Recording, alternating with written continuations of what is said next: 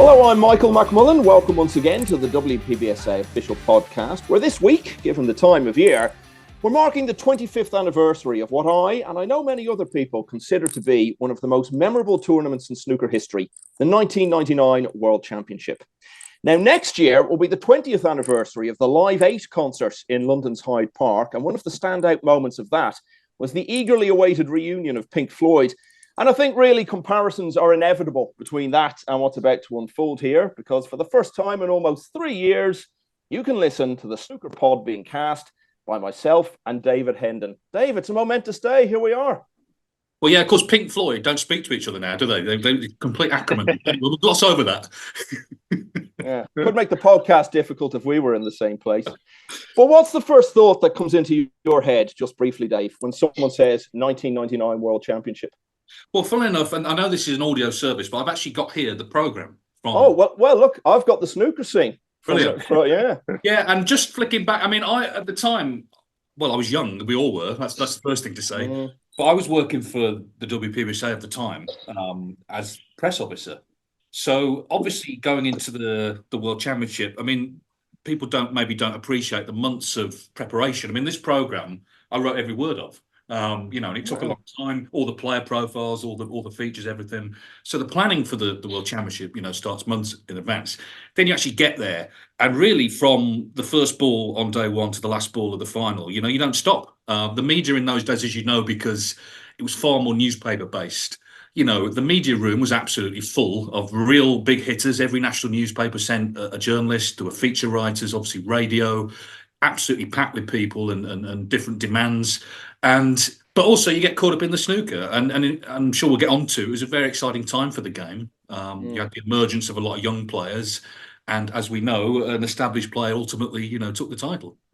Packed with people and cigarette smoke, as I recall, in those days. Well, someone who's got great memories of that fortnight in Sheffield, as he beat one of the all-time greats in the first round and then pushed another one close in the second, all in his Crucible debut year, is our other guest, Joe Perry. Joe, it's great to have you with us. And again, if we could start just briefly with your first thought when we mentioned that 1999 championship.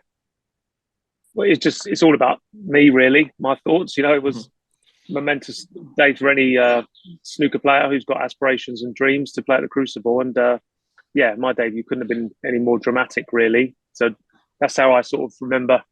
I don't remember. It was a bit of a blur after I got beat in the second round. I don't really remember a lot. Obviously, I know who won it, but I don't remember taking too much interest after that, apart from the final. So my memories of that tournament was all about my own, really, my own personal memories.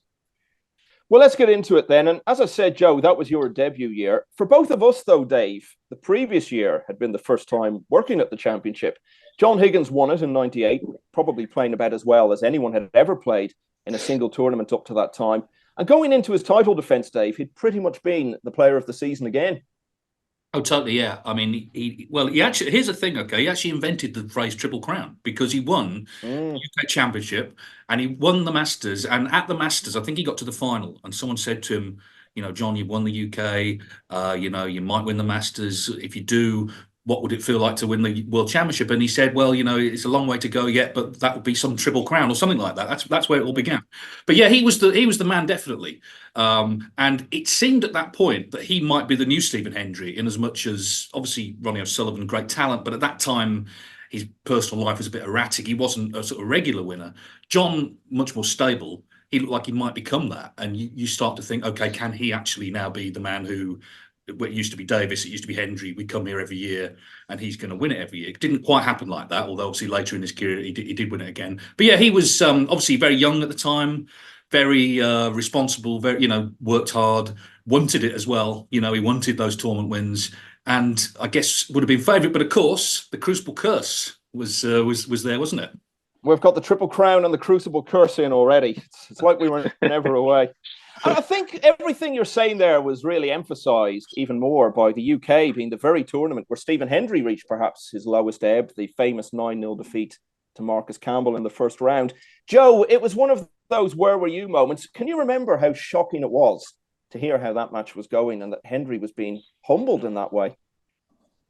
Yeah, it was a real shock to the system for all the tour. It was almost like the end of an era was was sort of coming down, so it was like the new breed were going to take over, and that was sort of the end, the new beginning. But obviously it didn't turn out that way. I think I'm right in saying it was either the next tournament or one after that I played Stephen Hendry in a tournament in Ireland. And I thought, oh, well, yeah, if Marcus could beat him 9-0, I'll be fine. And I think he absolutely wiped the floor with me 5-1 and played great. So, Hendry had that mentality, didn't he? He wasn't going to stay down for long. And, he ultimately proved that to be the case. But that was it around that time, Dave. Hendry was up and down. And indeed, he underlined that in the few weeks after the UK. He went to Malta, won an invitational event there. Not a very strong field, though. Then the following week, he actually faced Malta's greatest ever player, Tony Drago, in a much stronger invitational in Germany. He'd beaten him all 12 times they played. This time he lost, though, and he talked about packing it in. And the week after that, as Joe said, next ranking event comes along, the Irish Open in Tallaght in Dublin, and he lost to Drago again. Now, Dave, just in case there's anyone left in the whole wide world of snooker who still hasn't heard this, let's have it one more time. The story of what happened to you at the end of that match between Hendry and Drago. Yeah, I mean, it happened to me because no one else wanted to speak to him. He's come in and you could see he was bristling. Obviously he was at the low ebb anyway, the Marcus Campbell defeat. And it's also worth remembering, he wasn't world champion anymore. I mean, Ken had beaten him obviously in 97, but in the final, he goes there in 98, loses to Jimmy of all people in round one. So, some of the sheen has gone from the sort of Hendry aura. Anyway, yeah, he loses to Drago, in a pretty, it was a non-televised event, the Irish Open. Pretty sort of, let's be honest, quite rough area. The crowds were quite vociferous and they all were happy to see Hendry lose, it seems. So he's come in a low ebb in his career and he sat down and there's a lot of journalists there, but no one wants to say anything to him because they can see that he's absolutely livid. So I just sort of said, in my sort of press officer role, I sort of said, well, Stephen, you must be disappointed. And he's just looked at me with absolute, vitriol in his eyes. And he just said, shrewd. Mm. And that's all he said for the whole press conference. Well, that's it. And you actually he had to really crane his neck to say that, to turn around and look in your face because you were sitting so far behind him because you didn't want to be anywhere near him. But like Dave, Joe, you went head-to-head with Hendry on the table, as you alluded to there that week. In fact, it was the first time you'd ever played him. He won 5-1, as you said. But I guess, Joe, it was a massive deal for you to be playing him at all at that stage because, like so many of us, you'd basically grown up in his era. Yeah, I remember losing the match 5-1. I don't remember much about it other than just being a spectator, really. I think I was still totally in awe of him. I've always had lots of respect for the great professionals and the heroes and the legends. And the fact that it was like a pinch myself moment, really, that I was on the table with him at a venue. You're right, and it wasn't a glamorous venue. We played in much better ones in Ireland, previous and after. I think it was a sports hall. I remember people sitting on the old school benches as seats. Some of the tables. It was the National Basketball Arena. Yeah, that's right. Which is still there today. It was all thrown together a bit at the last minute. Yeah, so it was just more of a pinch me moment, really. The fact that I was playing Stephen Hendry, and it was I was just nervous, rabbit in the headlights, and didn't really perform. And he sort of beat me comfortably. But it was a sort of memorable moment in my career. Yeah. One thing I would say about that 98-99 season for Hendry, Dave, is it was nowhere near as bad as I think a lot of people perhaps remember it. Yes, there were the defeats to Drago, who actually beat him again at the Masters, and obviously the Campbell match. But apart from those headline moments, he was nearly always getting through to the later stages of events. And really in the couple of months coming up to Sheffield, his form going into the championship was probably about as good as anyone's. Yeah, I think the problem is, we were so used to him doing even better than that. So, yeah, that season he had, most players will be absolutely delighted with. But because he would always win the real majors, and he wasn't winning those tournaments at that time, people were starting to question, is he on the slide? And that is also due to the fact these young players were coming through. And it wasn't just those three from the class of 92, Ronnie, Mark and John. There were a lot of other players. Peter Ebdon, Ken obviously had already been world champion, Stephen Lee, these sort of people.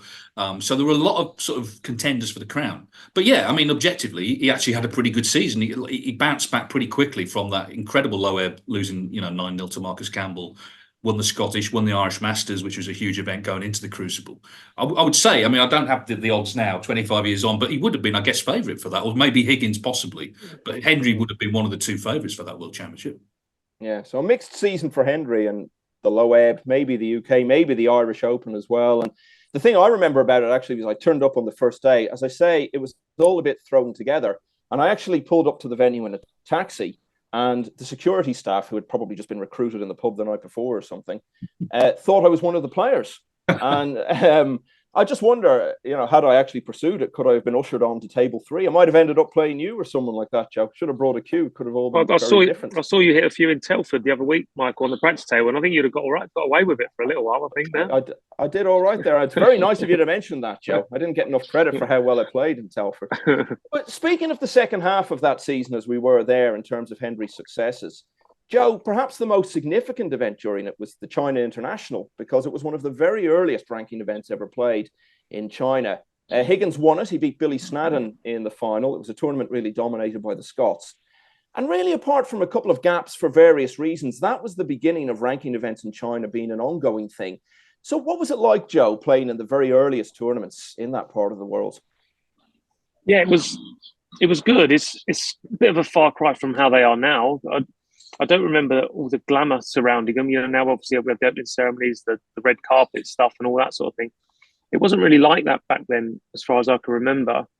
The crowds were not as big and obviously not as informed as they are now. They sort of know what they're watching now. The early ones I played in were in like a conference room inside a hotel. It wasn't a purpose sort of stadium venue type situation. They were just like a big room in a hotel, so there wasn't many seats around, so the atmosphere was different. Playing conditions weren't ever great because of the humidity and stuff, but yeah, it was good. It was nice for me to get away in another country and sort of start to travel the world playing snooker, but very, very different to how the events are now. They're big events now, big occasions for the city we're in and the whole of the country, really. It wasn't really like that back then. And you were there for that 99 event as well, weren't you, Dave? And it must have been, considering how young you were, one of the first times you'd ever left England. Well, yeah, it was the furthest I've been, I think. I mean, there was a tournament the week before in Thailand, the Thailand Masters, which Mark Williams won. I remember two things about that week. One, this is quite a dark story, actually, the first one. This is Steve Davis's sense of humour. So he lost, I think, to Hendry, actually, 5-4. Yeah. And, Steve was still a big name. And the Chinese press there, they basically wanted to speak to everyone. But you would come in and obviously the players would answer in English and then there'd be an interpreter to interpret what they said. And Steve had gone missing for about 20 minutes and then he did turn up. And he came in and he said, "Oh, I'm sorry for the delay. I've been trying to kill myself." Which, to a British audience is quite funny. But then the poor Chinese lady had to translate it for the press, and they were writing it down as if he's being serious. And the second thing I remember is actually after the final, the day after we were flying home, obviously, and I went to the airport with John Higgins, who'd won the tournament. And we got to the sort of the passport desk, whatever it was, where they inspect your papers. And there was a very austere man there. And he told John was in front of me. He said, "Wait there." And he went off to somewhere, sort of ruffling behind a desk somewhere. And we're thinking, is John in trouble? Is his passport not right? Has he not got the right papers? And he came back with a blank sheet of paper and he just said, "Autograph," because he'd seen him win it. And this was before Ding and the explosion, but there was still a lot of interest then in China. And obviously events like that made a big difference. He'd actually watched the final. He wanted John's autograph. It's funny, actually, you were talking about that 99 World Championship program. And after the final, I wanted to get Stephen to sign the program as he'd won it. And of course, John, as defending champion, his picture was on the front. And Stephen was very clear, no way was he signing that. And he leafed all the way through it to find his own page. He was making it very clear he was not putting his name anywhere near John. One of the other big themes of that season that actually you alluded to, Dave, was a lot of really exciting young talents turned into genuine top-class players that season. I'm thinking in particular of Matthew Stevens, got to the UK final against Higgins, and also Paul Hunter. And that was the season both of those players first got into the top 16. And Joe, you as a player at that time, also on the way up, what do you remember about those lads, Matthew and Paul, around that time? Yeah, it was always... a lot of players have come through every year in snooker with lots of hype surrounding them.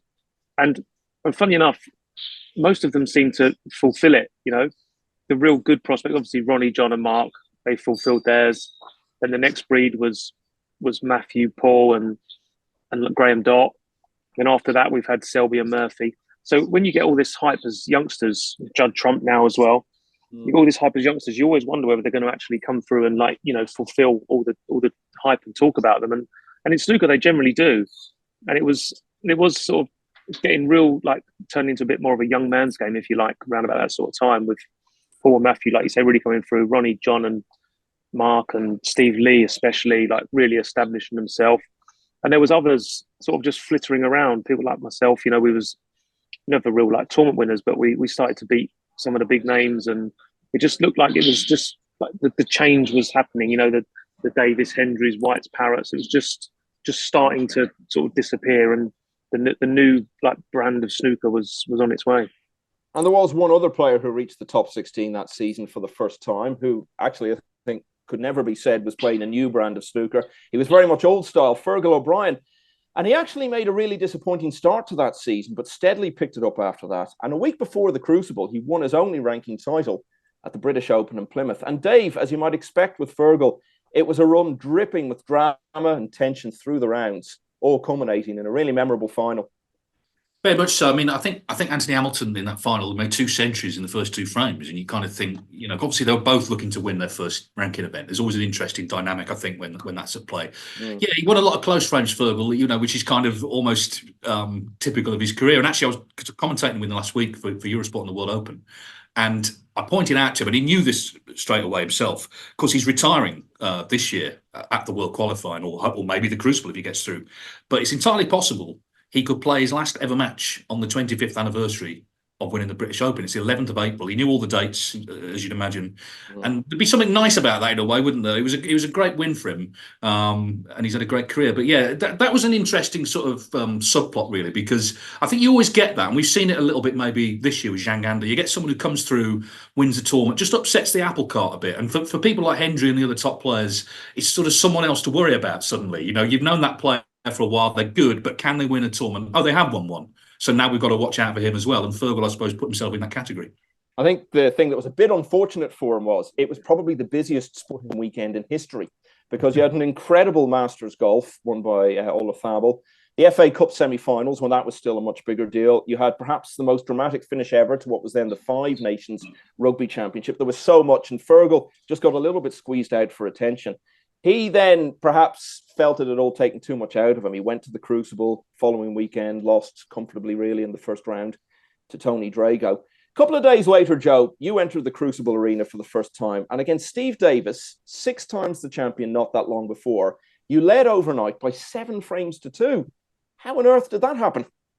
I don't know. It was, I remember how it all sort of panned out, and I remember the interval score, the first interval score. I remember making a century very early in my first session, but I can't remember much about the actual play apart from the very last frame. But it was just a momentous like occasion. Everything leading up to like the random draw.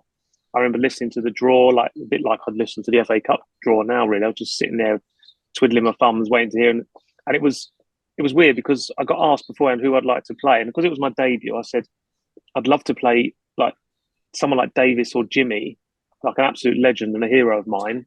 And I felt that I could beat them. I wasn't too cocky to think, I could just turn up and roll Hendry over or someone like that. But I thought I could actually beat Davis there or someone like Jimmy. So it was the perfect draw for me. And it turned out to be like, one of the best matches ever, really, in terms of drama.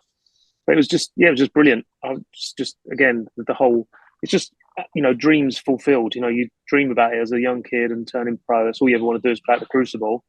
And it was everything I ever imagined. Well, you had that massive lead overnight, and then Steve came charging back at you the next day, went to a decider, which you almost lost. It looked as though you were going to lose it. And then you produced an exceptional clearance. You won on the black. I'm guessing even now, not just because of the circumstances, but also because of the sheer difficulty of the way the balls were sitting, that might still be the best break you've ever made. Yeah, no, obviously now I do a little bit of work for the BBC, and I'm sometimes like thrown in with Steve, and he's still lives long in his memory. All the wins he had and everything, he still remembers that game because he says I fluked the last red, but yeah, I did really.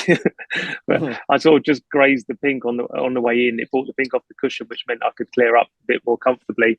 And he still talks about it, which surprises me because like I say, you'd think he'd remember all the other ones a lot more. But yeah, it was good. I remember feeling like probably one of the most insignificant times I've ever felt when I think Jimmy was playing on the other table and the screen went up at 9-7, and I'd left the arena to go to the loo, come back and the screen was up, the divider for the first time, And it was like, again, that was like, wow, what's going on now? You know, the read looks a whole lot different.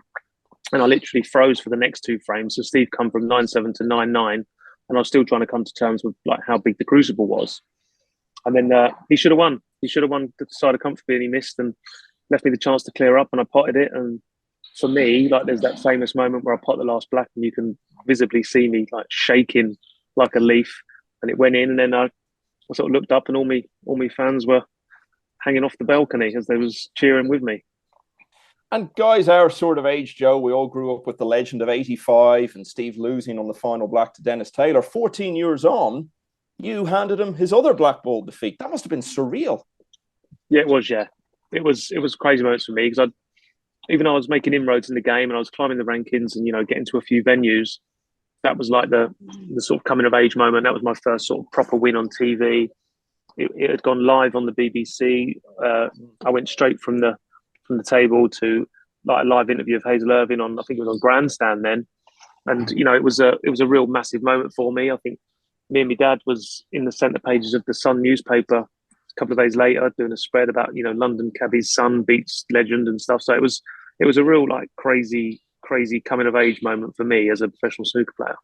Yeah, I remember some of the tabloid guys who used to go to the press room in those days. They would have loved a story like that with the London cabbie son, as you say. And incidentally, that was the only World Championship ever with 2 last black finishes, because Chris Small beat Anthony Hamilton on the last black as well in the first round.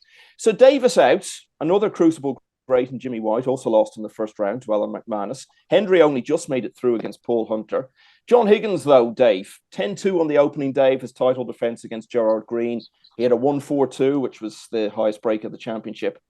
And then he led 8-0 after the first session of both of his next 2 matches, won them comfortably. And really, Dave, at that stage, it was all starting to look and feel very, very similar to the year before.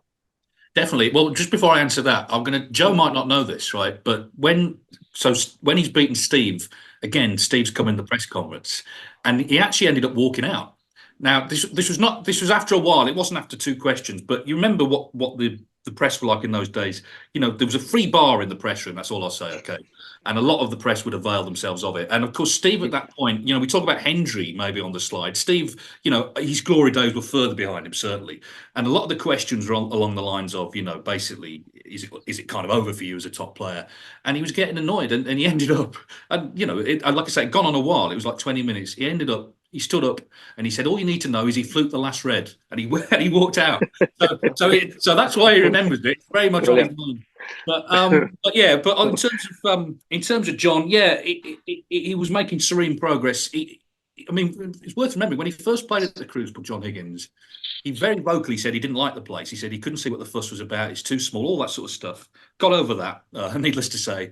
And yeah, he was looking the most consistent player, certainly. And of course, there was no question mark over whether he could win it, because he had done the year before. So that Crucible curse, you know, looked like it might be broken. But of course, it's then when you get into we'll get on, I'm sure, to the semi-finals later. But, you know, you're in with other players who also think they can win it. And ultimately, it wasn't to be for him. There is a rumour that free bar used to cost Embassy more than the prize fund itself. It was so liberally used. Higgins, as we've said, had already won a world title by then. Now, O'Sullivan hadn't even been in the final yet, but he also got through the early rounds in 99, including a match against you in the last 16, Joe. And really, until he pulled away towards the finish, you were right in with a chance of winning that one as well. Yeah, I think, if anything, I played better in that game than I did against Steve. I remember that game more because I think I was 9-7 down after 2 sessions. We shared the first session 4-4, and I was 9-7 down. But I remember I'd lost 2 frames from 60 ahead to be 9-7 down. I could have easily been 9-7 up. And the thing about that was the overnight score. So he was coming back on the morning session to finish. And I said to my dad and my pal, I said, I think if I can get off to a good start, I think I've got a chance. You know, I think I'm playing well enough to. Anyway, so cut to the chase. We teed off at 10 o'clock. And I was in the press room at 10:45. He'd won 4 frames in about 40 minutes. He played incredible. So, like, you know, my high hopes of sticking in there and giving him a game were dashed in about 40 minutes. And yeah, he showed his class, and he put me away comfortably. But I'd played well first 2 sessions, and then like matched him, you know, stride for stride. Yeah, the second round then, that was in. And the quarterfinals weren't actually particularly memorable that year. I remember David all finished so early that we went off to play bowling for the night. All That's leading another in podcast. then. That's another podcast. That's definitely. I'm not sure we could broadcast that one now. Maybe we'll just do it ourselves sometime. But then, obviously, the next day we're back for the one table stage, and what was, for one of the very few times, maybe the only time ever, actually, we got the semi-final lineup we were actually expecting, because the 4 best players in the world at that time were all in different parts of the draw, and they all came through. And I remember, Dave, there was a lot of excitement building among some people in the press room about the possibility of the Crucible having an all-Scottish final. But against John Higgins in the semis, Mark Williams ended that prospect with a performance which I think really underlined to us just what an incredible potter of long balls, difficult balls, pressure balls he really was, even by then. Yeah, and also he was comfortable in that environment. Again, I mean, Mark Williams actually, early in his career, he never actually qualified for the Crucible. He played there the first year as a seed in '97, and he only just beat Terry, I think, on the black in the first round. Terry Griffiths, his last match there. But yeah, he became comfortable, and of course, by that point, it's only 2 years from there he started winning tournaments. So he crushed Hendry in a final, and he obviously won the Masters the year before, had won a couple that season. So he was very much, he was sort of seen, I guess, as the junior member of that class of '92, but that wouldn't bother him. He felt comfortable. He didn't care who he played. He was confident, and he proved that he was the real deal. I mean, if there'd been any doubt at all, he dispelled it, and obviously, the semi-finals are long. I mean, that's the thing. But you don't mind if it's a lineup like that. Sometimes you get there on that Thursday and you think, we've got 3 days of this, but with those 4, you'd like 5 days of it. They were just an incredible lineup. I think it's only really, maybe at the time we didn't even appreciate really, how lucky we were to watch those 2 matches. But you look back now, that's got to be one of the best ever semi-final lineups: Hendry, O'Sullivan, Williams, and Higgins. And of course, it was another match that thrust you into the spotlight, Dave, as press officer. If I said the word globule gate, which I'm fairly sure nobody has ever said on a podcast before, would that bring back any memories for you? Yeah, there was something leaking on the table. I think it was one of the morning sessions between Tom and I went down to see Gordon Regan was the tournament director, and I went down innocently to ask him what was going on. And of course, what was going on was he was in the middle of turmoil because no one knew what it was, and he was running around and trying to fix it. I think he only held up play for about half an hour. There is footage of it somewhere on YouTube. It was basically they reckoned it was condensation.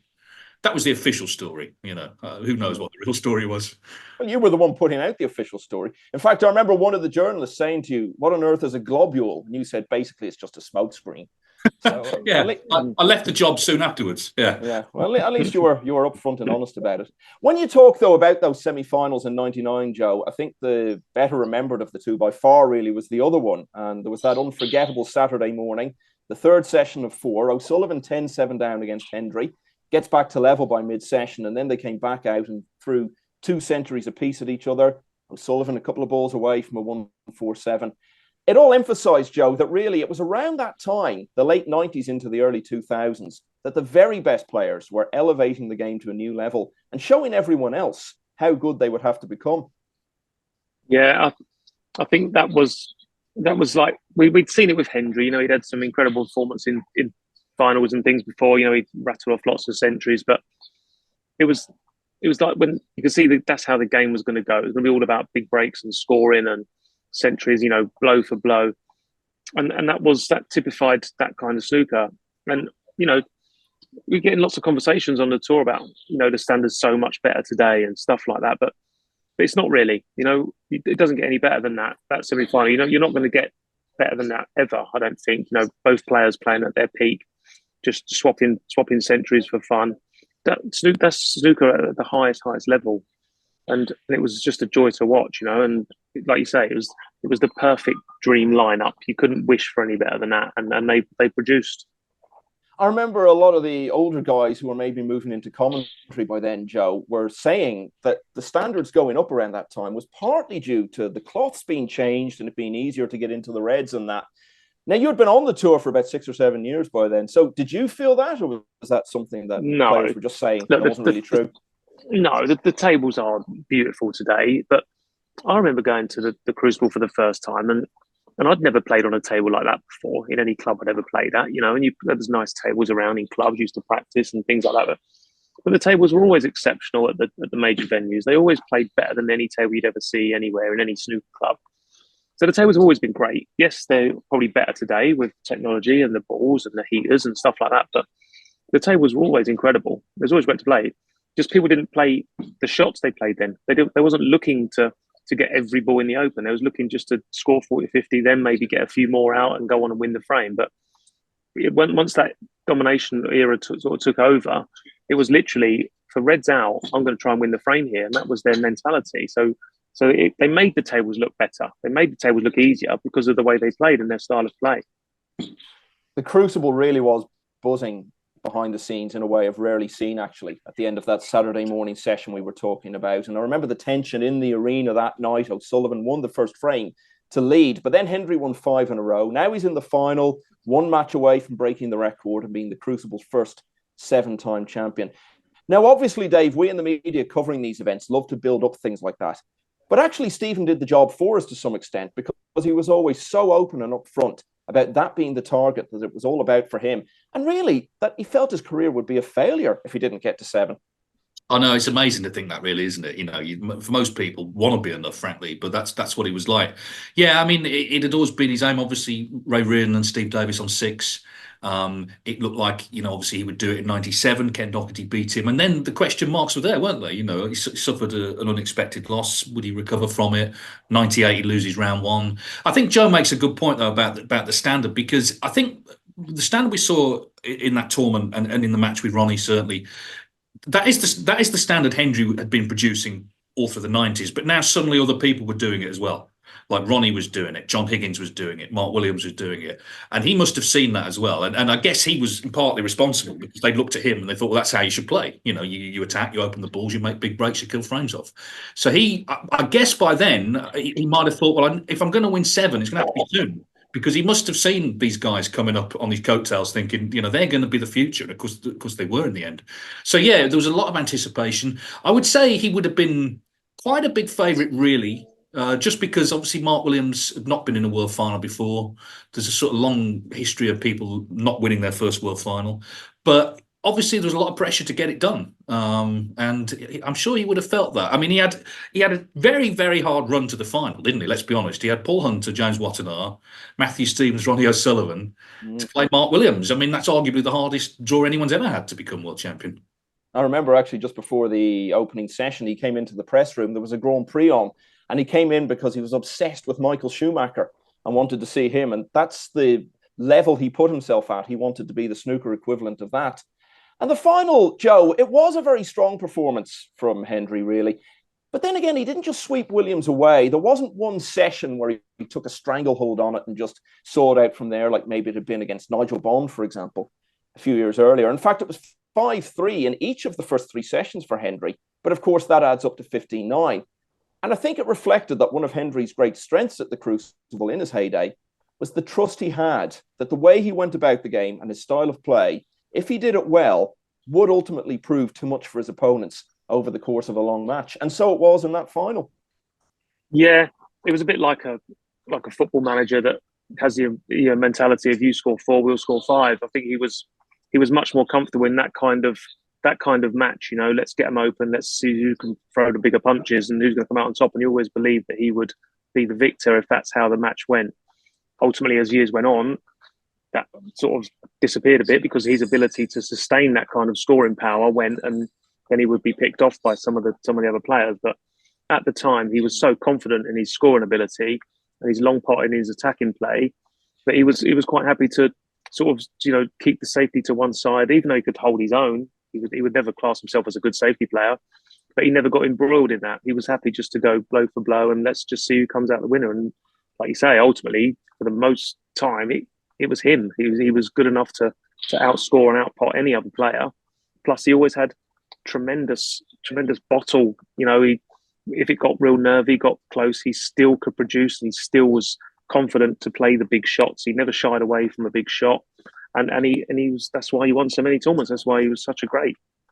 So with that football manager analogy, maybe he wasn't so much the Michael Schumacher of snooker as the Kevin Keegan of snooker. Maybe a bit of both.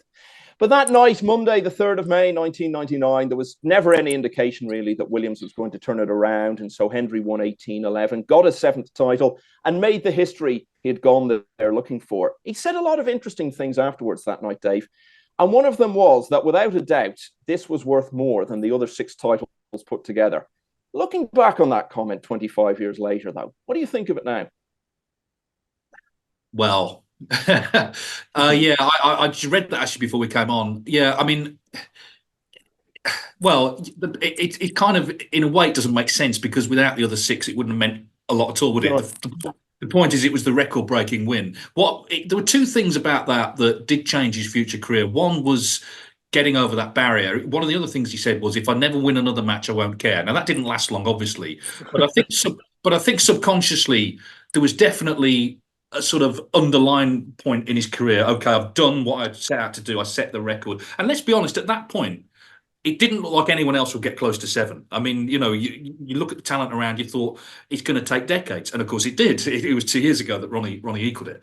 But the other thing in the room that day was Mark Williams. And of course, when Hendry sort of slightly backed off that intensity, he became good friends with Mark. He never used to speak to the players otherwise, really. He didn't socialise with them. And he became a good friend of his. And he always blames Mark now for his career sort of tailing off, because he said, "I spent too much time, enjoying myself." But one thing I do remember after the final was John Carroll looked after Stephen, part of his management stable on the road. And Stephen was doing all these. I mean, you can imagine the media interest to do interviews after the press conference was huge, and radio interviews.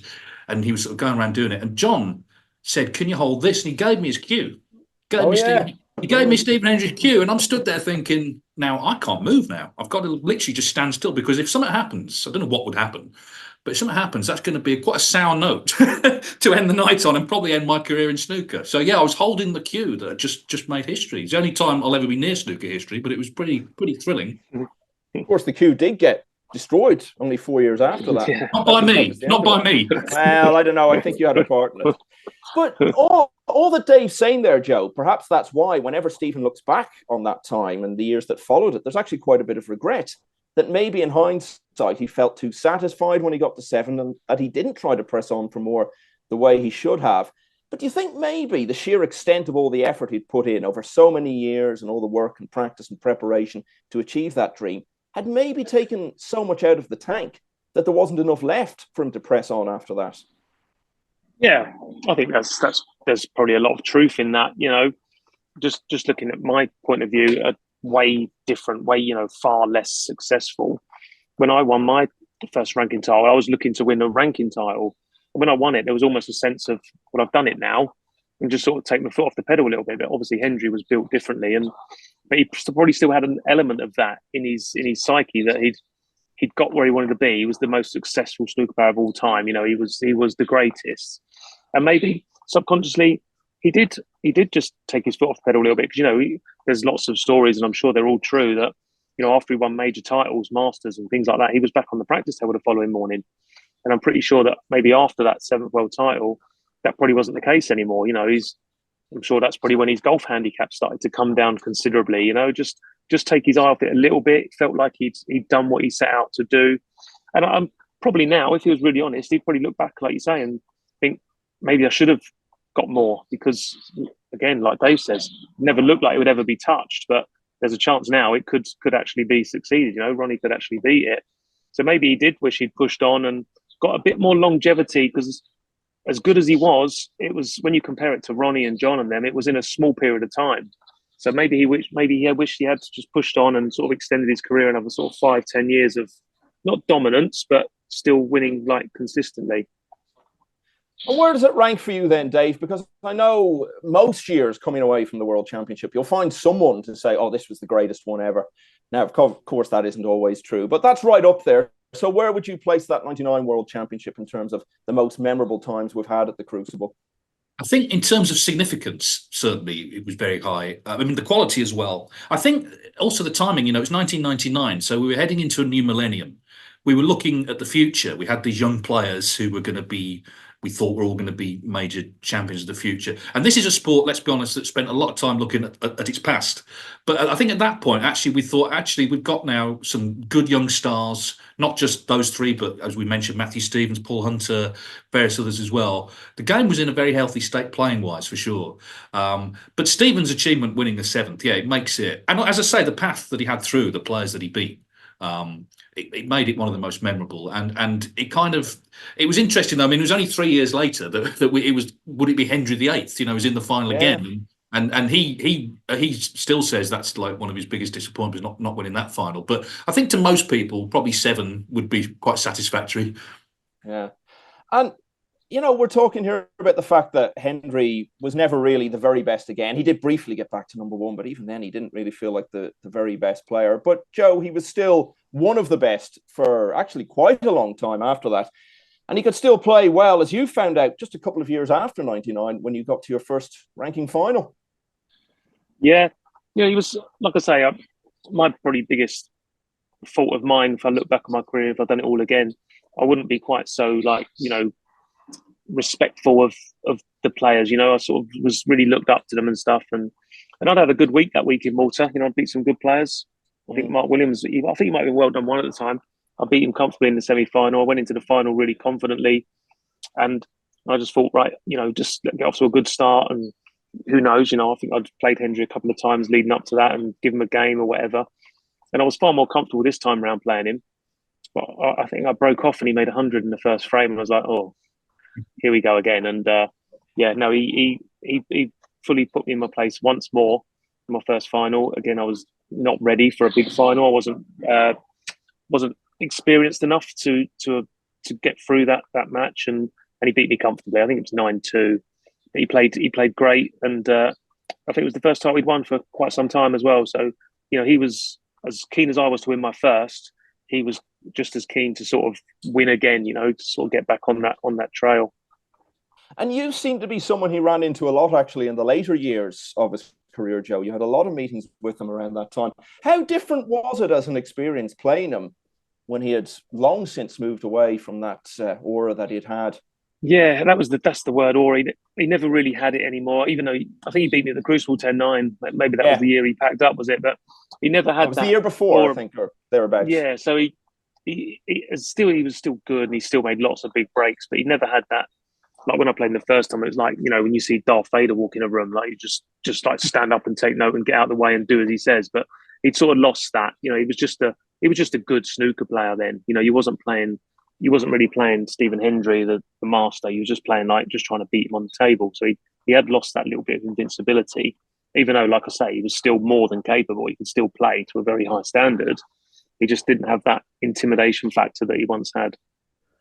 He will always have Sheffield 99, though, Dave. And so indeed will those of us who were fortunate enough to be there. You and I were both only 22 at the time. And looking back, Dave, it's actually just incredible now to think that in the Crucible that night and at all the media engagements afterwards, and then at the embassy party, as it was then, we partied like it was 1999, you might say. We got at such a young age to be part of such an important moment in the game's history. And when you look back on that now, that's incredible. I know, and I think at the time you're just in the moment. I mean, I look at sort of the young lads now who work for the World Snooker Media team, and you just think you've no idea how young you are. You just almost you don't take it for granted, but it was just kind of that was what you were doing, and it is when you look back years later that you think, yeah, this is a very significant moment in the sport that we're still, fortunate to be working in. It was an incredible time. As I say, we're heading into a new millennium. I think snooker on the playing side, was really strong. And of course, the thing is, so many of those guys. I mean, Hendry is sort of retired, sort of not retired now from playing. But those other guys, I mean, Ronnie O'Sullivan, who was a semi-finalist 25 years ago, he's going in to this year's event as favourite, as world number 1. Mark and John are still very much top 16 players. So that's incredible as well. The fact that those guys are still going strong. And I suppose that gives it a bit of continuity almost back to those times. There's still people playing in the tournament who got to experience, that great tournament. Well, even if Ronnie O'Sullivan, or indeed someone else, eventually overtakes Stephen Hendry's magnificent 7, that night in Sheffield a quarter of a century ago will always stand as a fitting end to a crucible decade which was dominated by one player more than any other decade before or since. My thanks to Dave Hendon, to Joe Perry, and to you, of course, for listening. We'll see you again for another episode of the WPBSA official podcast very soon. Bye-bye.